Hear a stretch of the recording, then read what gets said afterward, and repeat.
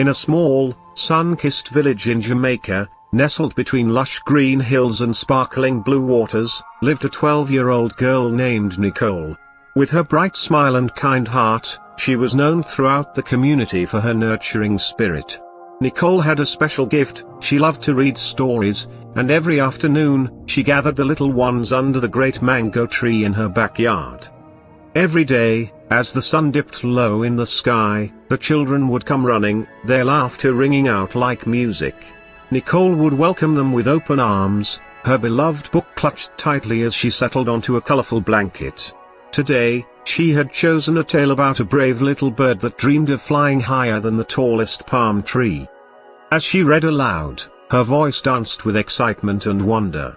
The children's eyes sparkled with imagination as they listened, captivated by the adventures of the little bird named Tiki. Nicole wove in her own thoughts, sharing how Tiki overcame fears, learned to believe in herself, and found friends along the way. The younger children leaned in closer, hanging on her every word, their faces lighting up as adventures unfolded through the pages. Nicole noticed little Zara, a shy 5-year-old, who often lingered at the edges of the gathering, hesitant to join. Nicole smiled warmly at her, inviting her closer.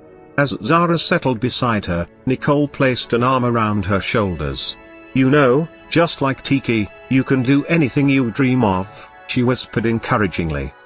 With each turn of the page, the story unfolded, revealing how Tiki soared through the skies and discovered the beauty of the world from above.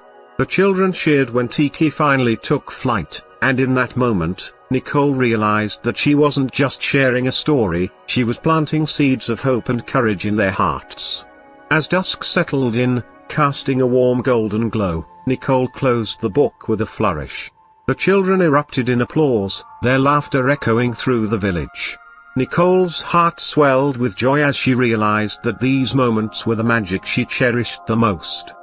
"Let's do this again tomorrow," she announced, and the children cheered, promising to return. As they scampered home under the soft twilight, Nicole felt a sense of fulfillment. In her small corner of Jamaica, she had not just told a story, she had inspired dreams, building a bridge of friendship through the magic of words. And in that moment, surrounded by laughter and hope, she knew that kindness can light even the darkest paths.